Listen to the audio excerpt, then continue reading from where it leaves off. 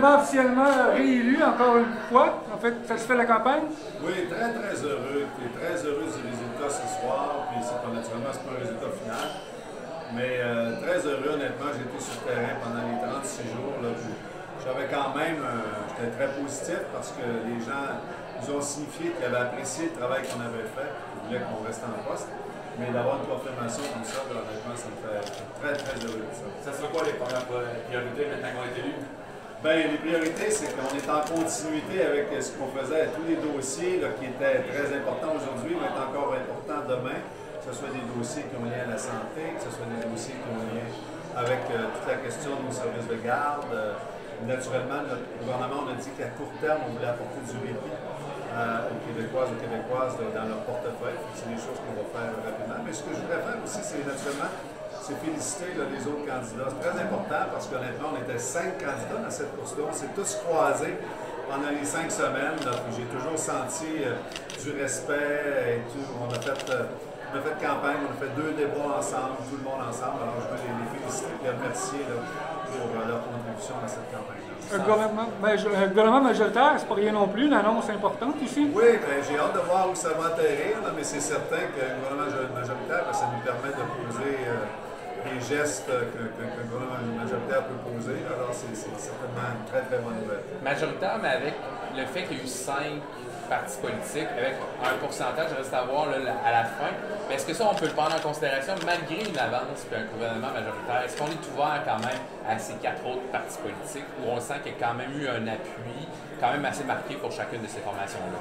Bien, on va le voir. On va attendre de voir la fin de la soirée. Puis, naturellement, cette année, c'était une élection qui était quand même unique au Québec, au sens où on avait 5 formations politiques qui allaient chercher quand même un pourcentage appréciable là, du soutien dans la population. On va voir là, à la fin de la soirée exactement où tout ça va atterrir. Justement, maintenant qu'on connaît le résultat, c'est quoi l'état d'esprit? Est-ce qu'on se sent soulagé? Bien, très heureux, parce que, exemple, moi aussi, je me suis réengagé pour un 3e mandat. Naturellement, bien, je vois sur notre gouvernement ce qu'on a pu réaliser depuis 4 ans, je vois le potentiel qu'on a, je vois l'équipe qu'on a, puis naturellement, bien, ce qu'on va être habilité à réaliser comme gouvernement au cours des 4 prochaines années.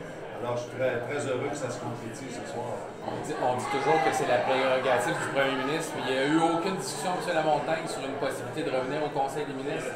Non, en réalité, on a des discussions un petit peu tout le temps parce que le premier ministre, honnêtement, il nous suit dans tous nos dossiers. On se parle fréquemment et tout ça. Puis, ben, c'est lui, à la lumière de cette nouvelle équipe-là, qui va avoir les 4 points du Québec, qui va juger là, qui va faire partie du Conseil des ministres. Je me rappelle, à la dernière élection, vous avez dit on y va d'élection en élection. Est-ce qu'on peut dire ce soir que ça va être le dernier mandat? Ou non, mais laisse-moi. Laissez-moi le commencer. C'est pas commencé encore. Donnez-moi une chance un petit peu. C'est mon métier, monsieur. Non, mais c'est 4 belles années que j'ai devant moi. Puis j'ai une équipe ici dans le comté qui est extraordinaire. J'ai une formation politique avec qui j'ai plein de collègues avec qui je m'entends très bien, qui sont des travailleurs, qui veulent vraiment réussir de belles choses pour le Québécois. Je suis bien emballé. Quand on s'engage, on le termine, le mandat. Ça, c'est votre parole. M. Lamontagne, les moments forts de la campagne, pouvez-vous nous en parler, à Drummond? Bien, écoutez, honnêtement, moi, ça a été 35 jours sur le terrain, à gauche et à droite, là, à rencontrer tous les citoyens et les citoyennes. Puis les moments forts, c'est un petit peu à chaque jour, chaque fois qu'on a la chance de reconnecter avec les citoyens. Parce que c'est sûr que dans mes fonctions ministérielles depuis 4 ans, chaque semaine j'étais dans le comté, mais j'étais tout le temps dans des rendez-vous et tout ça. Ben, ça, je devais quitter. Tandis que là, j'ai eu 35 jours, là, du matin au soir, où tout ce que j'avais à faire, c'était rencontrer les citoyens, des groupes, des entreprises, des municipalités.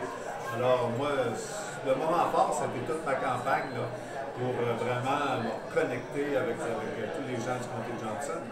Comment, M. Lamontagne, je suis un peu en retard, vous m'excuserez, mais comment vous réagissez à cette réélection et au fait de retourner dans un gouvernement qui va être majoritaire, qui a été critiqué au terme de cette crise sanitaire? Ben, moi, je suis très heureux personnellement de pouvoir continuer mon mandat parce que depuis 8 ans, je suis député de Johnson. J'adore ce travail-là, j'adore représenter les gens de Johnson et qu'ils me redonnent leur confiance pour un nouveau mandat. Très, très heureux. Après ça, honnêtement, je suis tellement fier de notre gouvernement. Puis vous l'avez dit, tu sais, on a eu 2 ans, là, même plus, de pandémie. C'est quelque chose qui n'avait pas été prévu. À travers tout ça, on était un bon gouvernement, mais aussi on a quand même réalisé de grandes choses pour le Québec. Puis on a un agenda qui est fournie pour les années qui s'en viennent. On a une équipe exceptionnelle qui va se voir transformer encore ce soir, va avoir des ajouts. Alors, je suis très curieux de voir ultimement toute cette équipe-là qu'on va avoir, mais les Québécois peuvent certainement s'attendre à ce qu'on ait un groupe d'hommes et de femmes. Là. On va s'investir au meilleur de nos capacités pour faire en sorte d'avoir un meilleur Québec.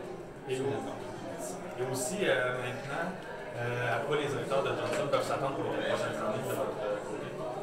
Bien, le même type d'engagement que j'ai eu depuis que je suis député, aussi le fait d'être au gouvernement, veut pas, il y a des choses que ça nous permet de faire, peut-être d'accélérer, de mettre en priorité.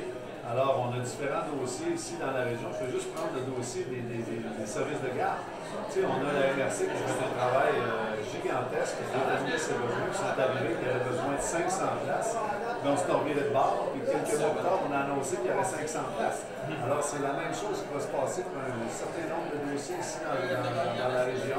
Puis, on est deux députés, Sébastien et moi, on travaille main dans la main depuis 8 ans ensemble. Puis, le gouvernement, on travaille main dans la main, fait que c'est certainement une bonne nouvelle. Finalement, en 2018, on se souvient que votre femme est décédée ce soir. Vous devez vivre ça avec vos filles. Comment on trouve ça? Ben écoutez, non seulement je vis ça avec mes filles, mais aussi j'ai ma conjointe, j'ai une nouvelle conjointe qui est avec moi. Puis honnêtement, c'est des beaux moments, puis il y a une belle mémoire de tout ça. Là, mais je vous remercie de le saluer parce que vous vous souvenez en 2018, pour moi c'était très émouvant. En même temps, la vie continue, puis Christine est encore très présente, les filles sont là, j'ai ma copine qui est là. Fait que la vie continue, puis il y a du bonheur.